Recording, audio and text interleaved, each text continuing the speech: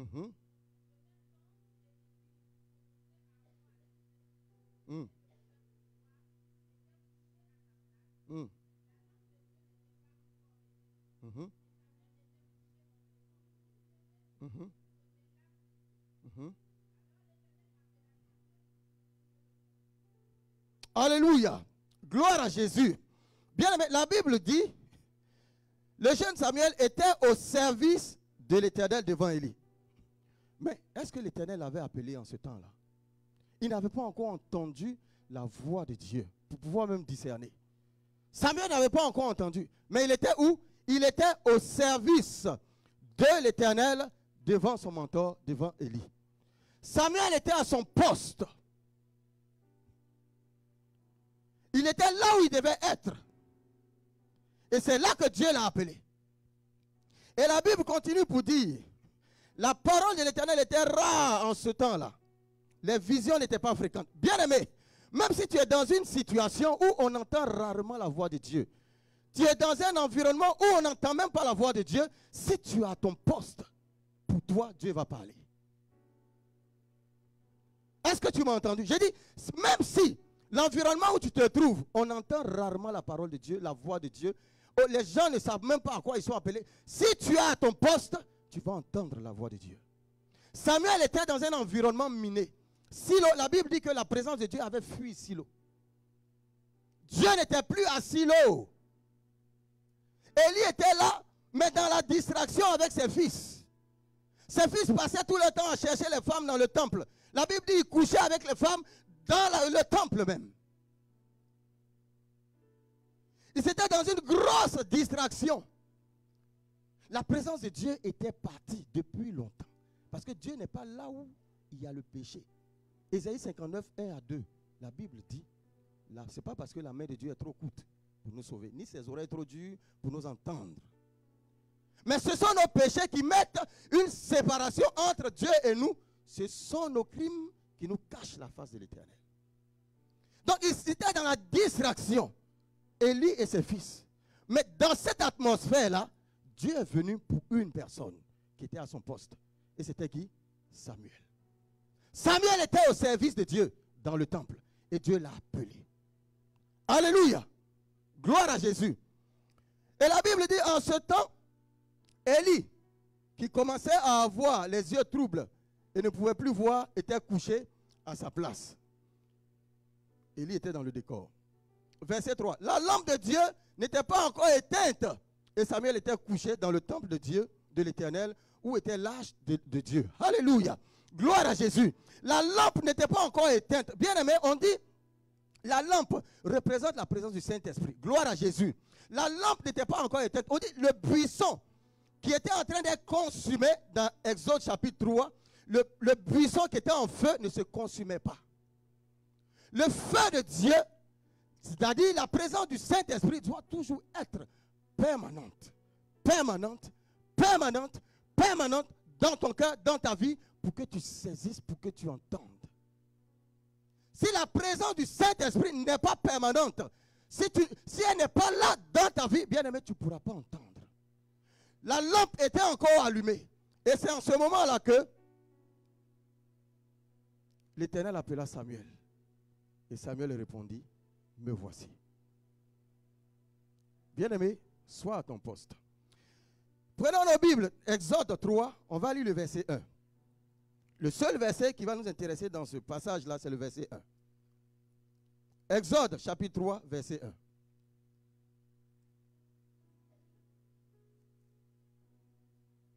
Si tu as trouvé, tu vas nous faire la lecture. Mhm. Mhm. Mhm. Alléluia. Bien aimé, la Bible dit, Moïse faisait paître le troupeau de Jéthro, son beau-père, sacrificateur de Madian. Moïse faisait paître le troupeau de Moïse. Moïse faisait paître le troupeau de Moïse. Moïse faisait paître le troupeau de Jéthro, son beau-père, sacrificateur de Madian. Et mena le troupeau derrière le désert et vint à la montagne de Dieu qui est à Horeb.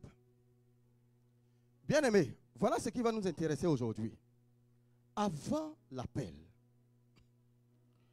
Vous connaissez la situation de Moïse. Moïse était un fugitif. Moïse avait commis des dégâts en Égypte et il a fui. Il a tué quelqu'un en Égypte et il a fui. Parce que les gens cherchaient à le tuer. Moïse est arrivé chez son beau-père. C'est quelqu'un qui avait une situation particulière. Parce que tu sors d'un environnement où tu avais tout. Moïse est un juif, mais Moïse a été élevé dans la maison de Pharaon. Moïse a mangé chez Pharaon. Moïse a été éduqué chez Pharaon. Moïse, il avait tout chez Pharaon parce que Pharaon était le maître de l'Égypte en ce temps-là. Et c'est dans cet environnement-là que Moïse vit. Et à un certain moment, il sort de l'environnement et il va quelque part où il est fugitif. C'est-à-dire, il a tout laissé derrière lui. Il n'a plus rien. Moïse a peur. Parce que les gens peuvent le suivre, le trouver là et le tuer. Moïse ne sait pas à quel sein se vouer. Mais bien aimé, la Bible ne nous dit pas que Moïse est assis en train de pleurer, en train de déprimer. La Bible dit que ce Moïse-là a eu le temps et le courage d'aller paître des troupeaux. Et ce troupeau-là ne lui appartenait même pas. Moïse était à l'œuvre. Moïse était à son poste. Et Dieu était en train de préparer Moïse à entrer dans son appel, qui est celui d'aller délivrer le peuple en Égypte. Parce que délivrer un peuple, bien aimé, ça demande une certaine posture. Ça demande, bien aimé, un certain engagement, ça demande une certaine disposition de cœur. Quelqu'un qui n'est pas capable de s'occuper des choses qui ne lui appartiennent pas, il ne sera pas capable de servir Dieu. Parce que le peuple dont tu vas t'occuper, ce n'est pas ton peuple.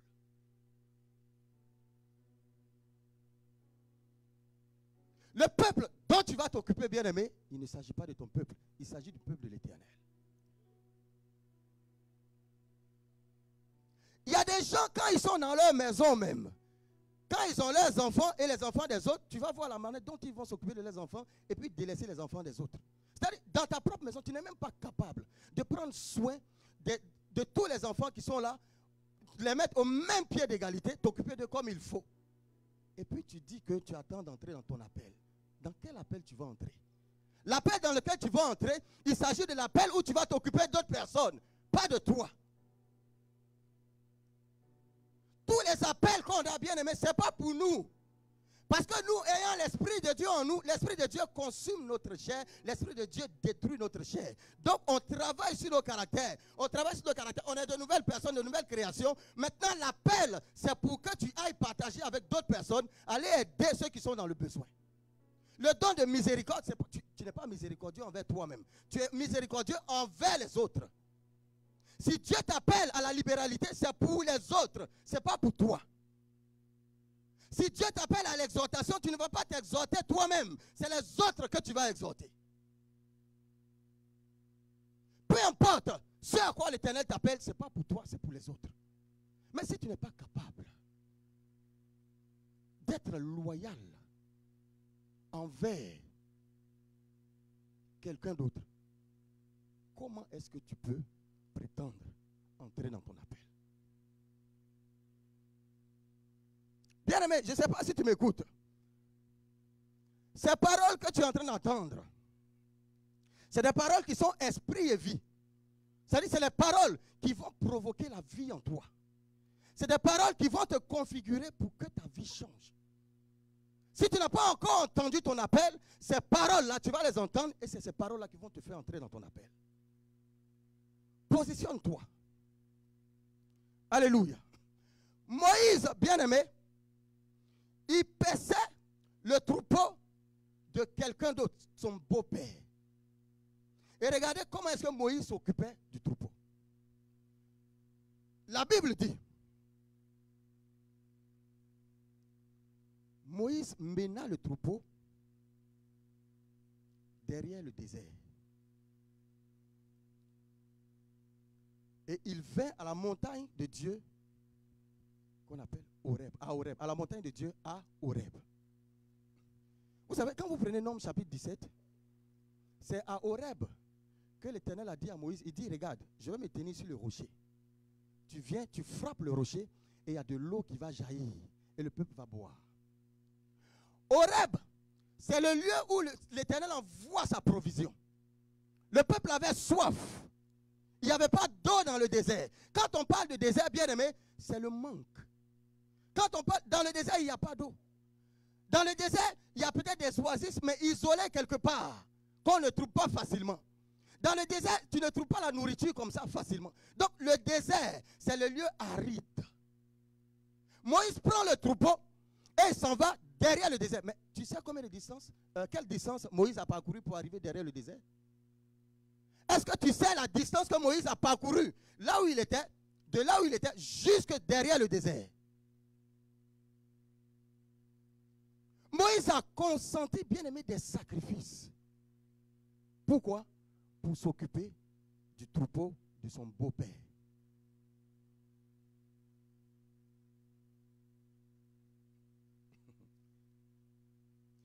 Regarde, si tu ne sais pas t'occuper des petites choses que Dieu te confie, tu n'entreras pas dans ton appel. Jéthro n'était pas un Moïse. La Bible ne dit pas que Jéthro était avec lui. Jéthro était chez lui. C'était un sacrificateur. Peut-être qu'il était dans le temple en train de travailler. Il n'est même pas là. Mais Moïse, il a un objectif. Comment prendre soin du troupeau de son beau-père qui n'est pas là? Vous savez, quand on parle du ministère, regarde, je parle au corps de Christ. Ce n'est pas seulement à l'église glorieuse de Christ. Quand on parle du ministère, le ministère, c'est Dieu qui a mis en place son église. Dieu met en place son église. Et dans l'église, Dieu choisit quelqu'un comme un ange qui est le fondateur, qui a la vision de l'église que Dieu a établie. Maintenant, Dieu prend d'autres personnes pour travailler avec lui. Regarde, toi, vous tous qui êtes ici, vous qui m'écoutez à travers Facebook, les réseaux sociaux, etc., vous tous, enfants de Dieu, Dieu vous a mis dans un ministère parce que vous avez quelque chose à apporter au ministère. Vous avez quelque chose à faire dans le ministère. Même si tu n'es pas encore entré dans ton appel, tu dois être au service de Dieu dans le ministère où tu te trouves. Comme Samuel. Tu dois être au service de Dieu dans le ministère où tu te trouves. Tu dois être à l'œuvre, en train de travailler. Et travailler comment? Dans l'honnêteté et la loyauté.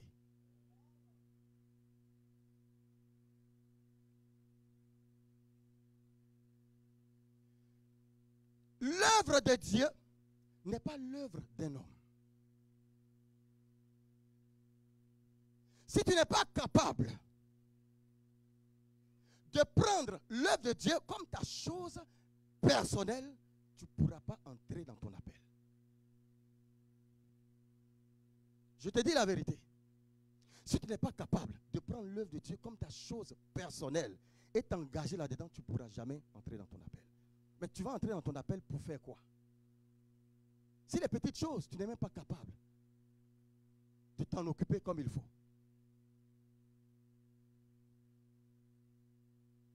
Bien aimé,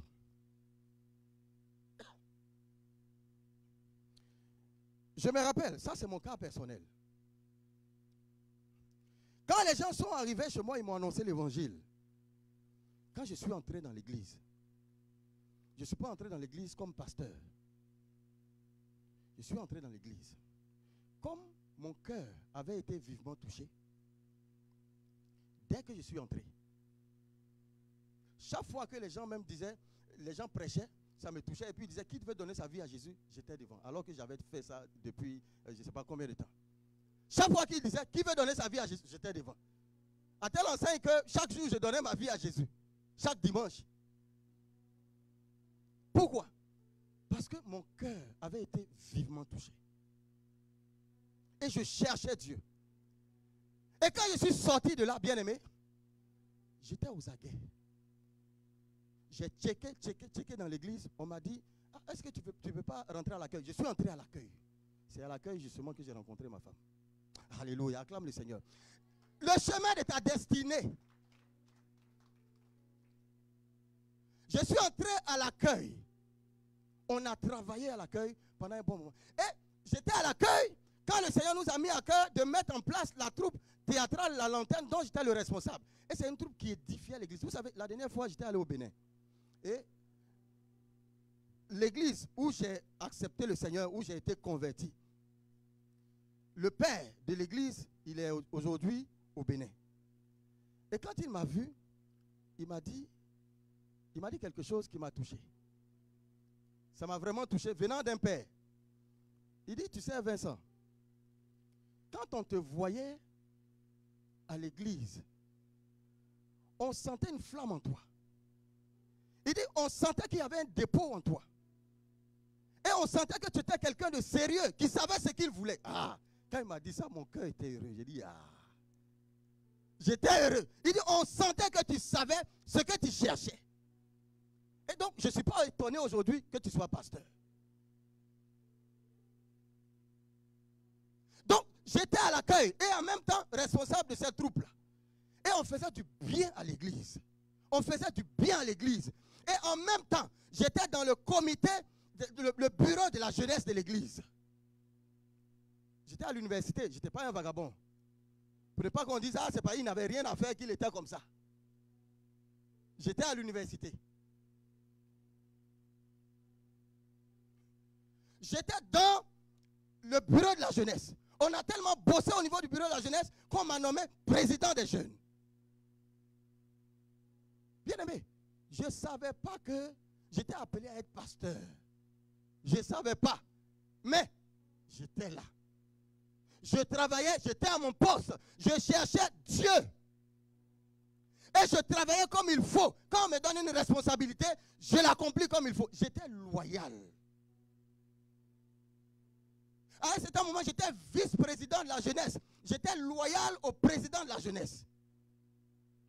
Après, j'ai été président des jeunes. Après ça, j'étais maintenant quoi? Responsable, coordonnateur des croisades. On se promenait de ville en ville pour faire des croisades, annoncer l'évangile. Et c'est après que maintenant, mon appel à être pasteur a sonné.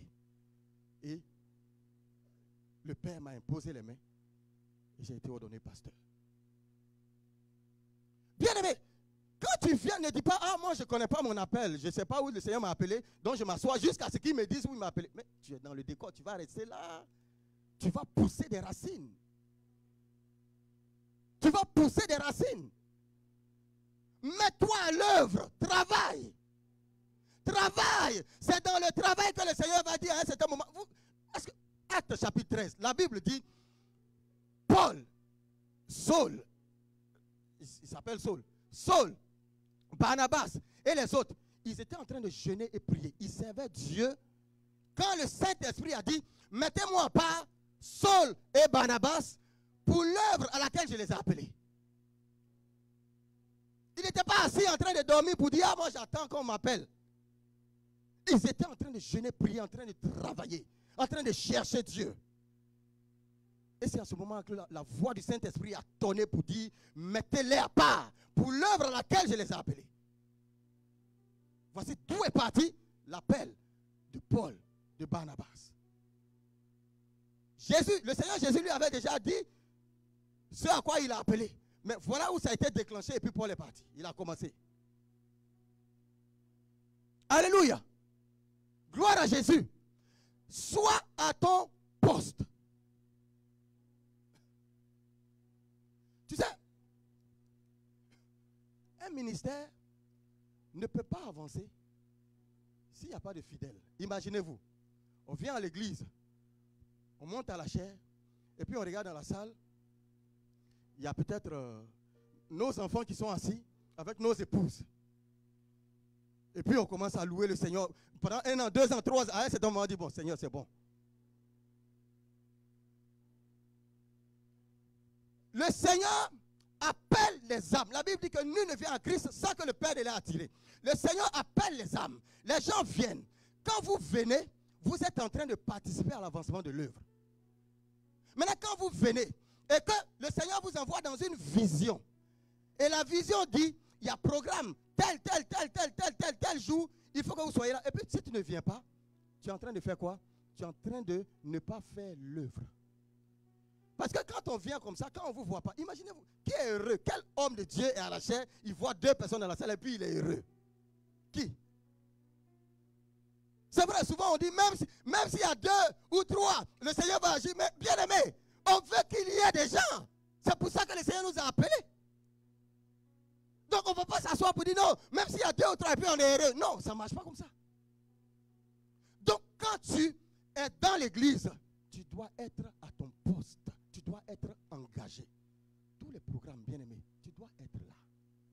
Parce que quand tu es là, tu fais du bien à l'homme de Dieu, tu fais du bien à ton frère, à ta soeur même. Regardez, il y a des bien-aimés ici qui souvent ils ne viennent pas et puis ils disent mais si telle personne ne vient pas, pourquoi est-ce que moi je vais venir?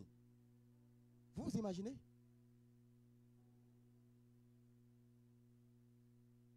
Par ton comportement, tu es en train de détruire beaucoup, en train de décourager beaucoup. Vous qui travaillez, c'est vrai, le travail, mais il y a quelque chose. Quand tu travailles aux heures de culte, il faut que tu aies un pincement au cœur. Si ça ne te dit rien, c'est qu'il y a un problème. Je n'ai pas dit de ne pas travailler. Tu peux travailler. Mais il faut qu'il y ait un pincement au cœur. Mais les frères et sœurs sont au culte. Ils sont en train d'adorer le Seigneur. Et puis moi, je suis au travail. Non, Seigneur, il faut que ça change. Donc, quand tu ne t'accommodes pas, tu vas commencer à prier. Pour dire, Seigneur, change mon shift. Il faut, comment on dit? Change mon chiffre. C'est comme ça? Change mon chiffre. Pardon. Change mon cas. Voilà. Aide-moi, Père. Parce que ça commence à me déranger. Je vous ai donné le témoignage. Le témoignage de mon épouse. Où elle travaillait et même les dimanches, j'ai dit les dimanches matin, au moment où à 5 h du matin, j'appelais ma soeur qui est en France pour pouvoir prier avec elle au téléphone avant d'aller au culte ici. Elle s'apprête et puis elle sort. Tu vas où? Je vais au travail. Dimanche. 1 fois, 2 fois, 3 fois. Un jour, on était en plein culte. Mon téléphone sonne, je regarde, c'est elle. Je dis, on dirait qu'il y a une urgence. Je sors pour téléphoner. Allô? Qu'est-ce qui se passe? Elle dit, non, je voulais entendre ta voix. Je dis, mais on est en plein culte, tu veux entendre ma voix? Elle dit, je ne savais pas que c'était dimanche. Je dis, ça veut dire qu'on a atteint le point. Au point où tu ne sais même plus qu'aujourd'hui on est dimanche? Non. Je suis entré en prière. Je suis entré en prière. J'ai dit non, Seigneur, ça ne fonctionne pas. On n'est pas venu ici pour travailler. On n'est pas venu ici pour perdre notre âme. Regarde, elle ne sait même pas que c'est dimanche aujourd'hui. Il faut faire quelque chose. Prière, prière, jeûne, prière, jeûne, prière. C'est là qu'elle est tombée enceinte et puis paf. Acclame le Seigneur.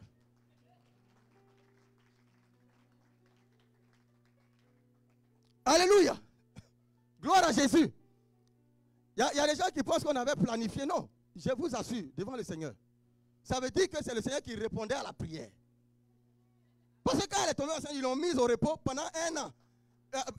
Jusqu'à ce quand elle a fini d'accoucher, ils ont ajouté 1 an encore. Et quand les 1 an sont finis, on dit, viens travailler. Il dit, non, ça suffit. Elle allait faire autre chose. Donc, bien aimé, il faut que ça te dérange. Il faut que ça te dérange et puis mets en prière. Demande au Seigneur, Père, ça me dérange. Fais quelque chose. Fais quelque chose.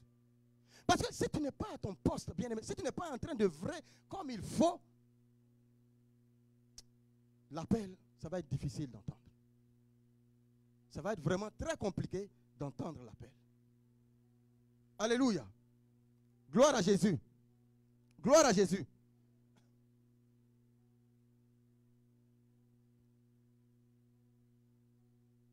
Quand tu sers Dieu, c'est vrai, tu donnes ta dîme. Tu fais de bonnes offrandes. Rapidement. La dernière fois, j'étais en train de... sur mon Facebook, ils m'ont envoyé la vidéo de quelqu'un. Ça, je ne vais pas dire un homme de Dieu. Non. De quelqu'un. Il se dit homme de Dieu. On voit sa vidéo.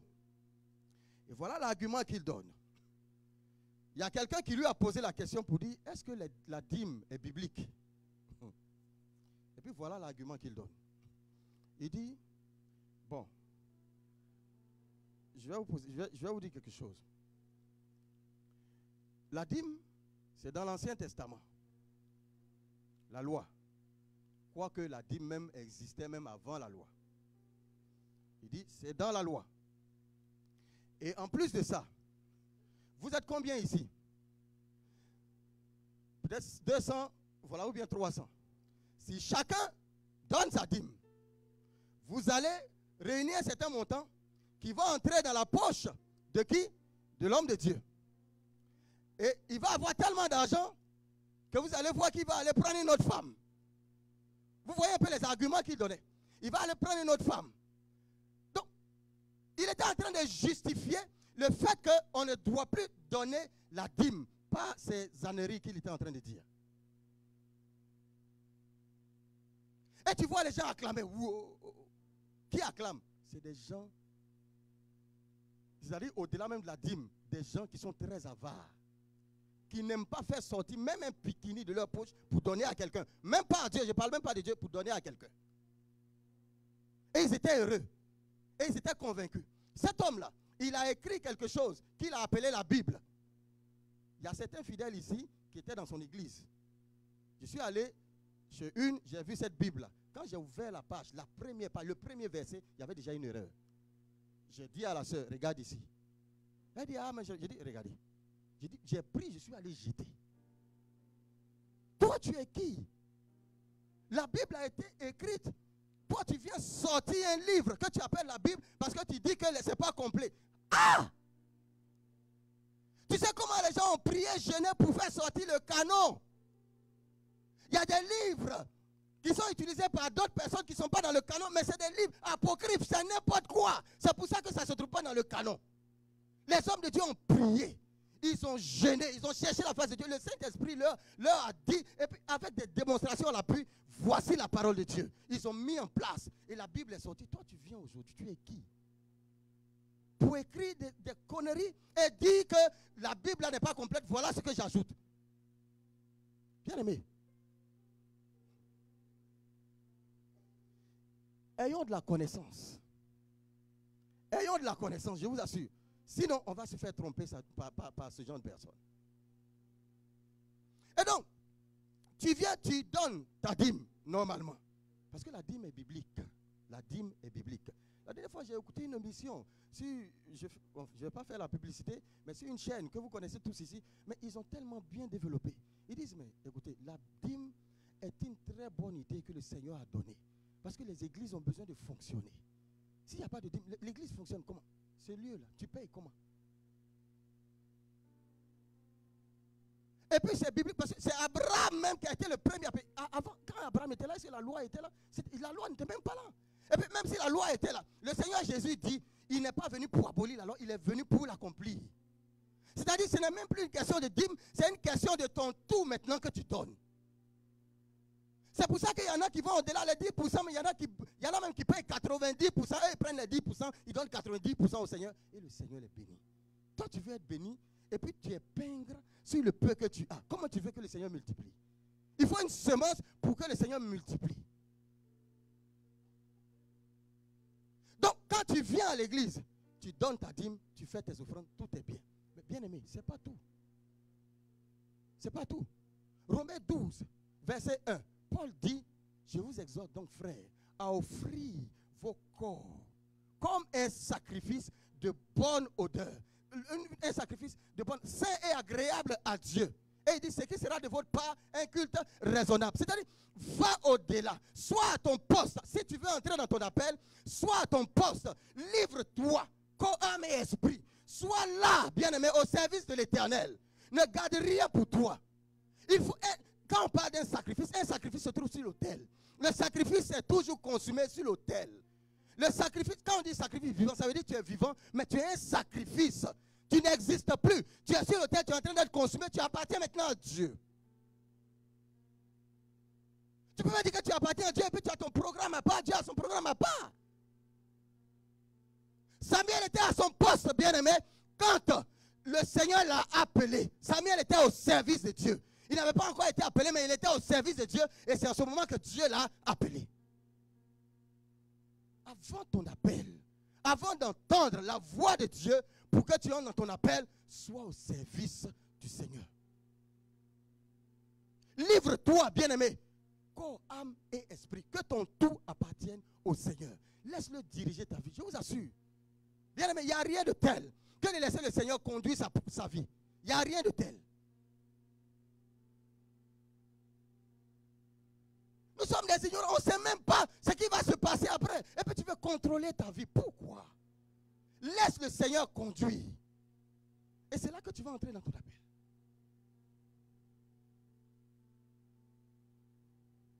Est-ce que quelqu'un m'entend?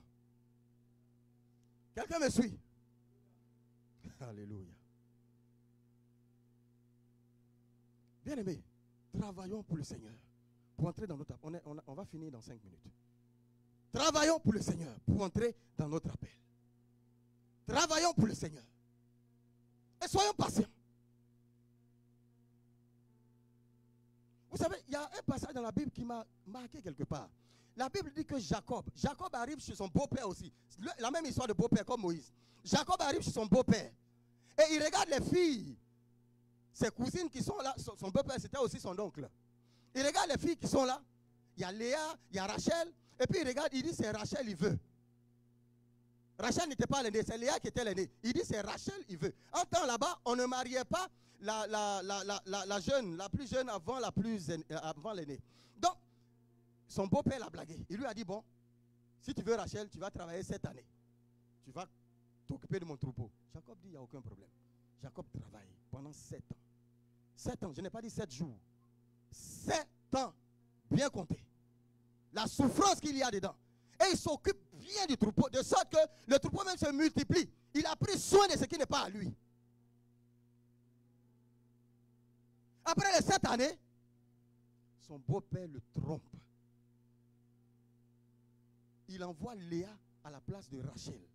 Parce qu'en ce moment-là, on couvrait les femmes. Donc il couvre Léa, il dit envoyez Léa. Jacob, maintenant, à la nuit de noces, il découvre que ce n'est pas Rachel, c'est Léa. Son beau-père l'a trompé. Mais Jacob est patient. Son beau-père lui dit, écoute, on ne marie pas la plus jeune avant l'aînée. Donc, si tu veux, tu vas travailler encore 7 ans. Si tu veux Rachel. Jacob n'a pas discuté, si j'ai compris. Pourquoi? Parce que Jacob avait un objectif. C'était Rachel. Peu importe ce qu'on allait lui imposer, il va faire pour avoir Rachel. Tu veux entrer dans ton appel. Ton objectif, c'est l'appel. Tu es dans l'église, tu travailles. Il y en a qui travaillent, qui bougent, qui travaillent. Maintenant, quand il y a une petite situation, et tel m'a frustré. Non, moi, à l'église, là, je m'en vais. Aucune patience. Tu quittes ton poste. C'est le Saint-Esprit qui t'a dit de partir. Il y en a qui disent, on ne reconnaît même pas ce que je fais. Et puis ils se lèvent, ils sont découragés, ils s'asseyent. Non, mais ton appel ne viendra pas. Parce que ton appel va venir. Quand tu es en train de bosser, l'Éternel va te voir à son service. Et puis il va dire, regarde, mon fils, ma fille, viens. Voilà là où je t'appelle. Et quand tu vas entrer là où il t'appelle, tu vas être encore plus efficace. Parce que ne crois pas, il y en a qui croient que quand on parle de l'appel, dès que tu as eu l'appel, tu quittes l'église, tu vas fonder ton église. Non. Tu es dans l'église, tu es en train d'œuvrer. Quand tu entres dans ton appel, tu deviens maintenant encore plus efficace.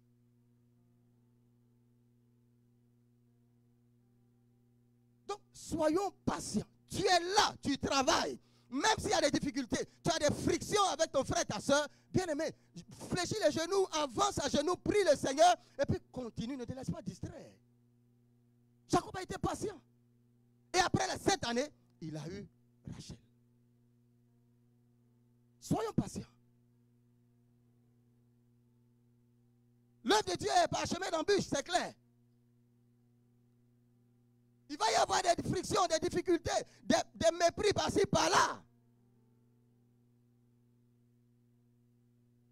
ce n'est pas pour autant que tu vas rater ton objectif qui est de recevoir, de connaître ton appel, d'entrer dans ton appel, de découvrir ton appel pour y entrer. Soyons patients. Alléluia. Soyons patients. Il y a des gens dans la Bible qui sont entrés dans leur appel étant à leur poste. Je vais prendre quelques exemples rapidement. Regardez, bien-aimés, regardez simplement. Regardez David. David était appelé à qui? Roi. Mais un roi qui est derrière le troupeau, négligé et méprisé. Mais regardez comment est-ce que David a pris soin du troupeau. Le Seigneur était en train de le préparer dans l'antichambre. Le troupeau, quand il y a un lion ou bien un ours qui vient pour prendre une brebis, David dit, il le poursuit, il l'attrape. Si l'animal résiste, il le tue. Et puis il arrache la brebis. David prenait soin déjà des brebis avant même d'être roi sur Israël. David était à son poste et il était méprisé. Ses frères, son père ne reconnaissaient même pas ce qu'il faisait. Alors que c'est ce troupeau-là qui leur permettait de manger. Parce qu'il vivait, bien aimé, du revenu sortant de ce troupeau, le lait du troupeau ou encore, comment on appelle ces affaires-là? C'est quoi on enlève quand on tond? La laine du troupeau. Les gens vendent et c'est de ça qu'ils vivent. Il y en a même qui le tuent. Ils mangent ou bien ils vendent la chair. C'est de ça qu'ils vivent. Donc David était en train de prendre soin du troupeau pour nourrir toute la famille. Il était au charbon. Mais il était méprisé. Mais Dieu était en train de le préparer dans l'antichambre. Et quand l'heure est arrivée, David est sorti de là. Roi d'Israël. Sois à ton poste. Souvent on parle de Gédéon. Gédéon, on dit il était lâche, etc. Bien aimé. La Bible dit que Gédéon battait le froment. Où ça? Au pressoir. Vous savez, le pressoir servait à faire quoi? À presser le vin. C'est-à-dire, quand on prend le raisin, on met quelque part. C'est un petit coin comme ça, hein, fermé, petit comme ça. Donc, lui, il se cachait pour battre le froment, pour le mettre à l'abri des Madianites qui venaient détruire leur récolte, qui venaient les tuer. Et donc, Gédéon entrait dans l'antichambre là-bas. Il battait le froment dans le coin fermé. Mais quand tu bats le froment, c'est comme le mil ou bien le riz. Mais la poussière qui monte là, tu fais quoi? Il n'y a pas de coin où ça va partir, où la poussière va partir. Tu es dedans. Donc, il souffrait. Il se prenait des rhumes, peut-être même, je ne sais pas, qu'est-ce que je vais dire, je ne sais pas si la grippe existait en ce temps, mais il prenait la grippe, il prenait tout ça de malade. Il prenait tout ça, pourquoi? Pour sa famille. Pour que sa famille ait la nourriture. Pour ne pas que les Madianites viennent tout prendre. Gédéon était au four et au moulin au fourneau pour sa famille. Et c'est là que l'Éternel le trouve pour lui dire vaillant héros. Et il entre dans son appel, il va délivrer Israël des Madianites. Mais Joseph était où? Joseph était prisonnier. Mais avant d'être prisonnier, il était esclave dans la maison de Potiphar. Mais c'était un bon esclave. Joseph était très intelligent et il était loyal. Au point où il a refusé même de pécher contre l'Éternel en couchant avec la femme de son patron. Donc il a tellement respecté son patron, il a été tellement loyal vis-à-vis de son patron qu'il a refusé de coucher avec sa femme. Joseph était à son poste, bien-aimé. Il travaillait correctement pour son patron qu'il ne connaissait pas. Il faut travailler pour celui sous lequel tu es établi. Josué, il était établi sous Moïse. Josué était fidèle, il était loyal à Moïse. Il travaillait pour Moïse. On dit Josué était le serviteur de Moïse.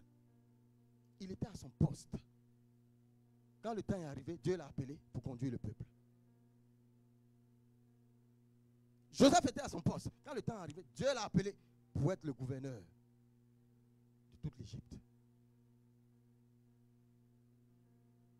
Alléluia. Gloire à Jésus. Donc, bien aimé, l'appel dont on est en train de parler, aujourd'hui, là, si tu ne sais pas à quoi le Seigneur t'a appelé, sois à ton poste. Continue de prier. Dis Seigneur, montre-moi mon appel.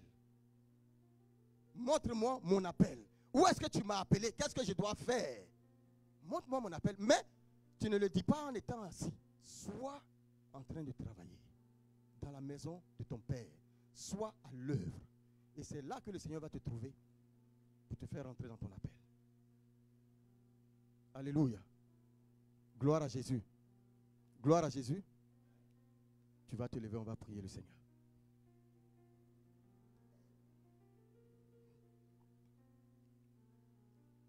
Alléluia. Merci Seigneur. Tu vas prier, tu vas dire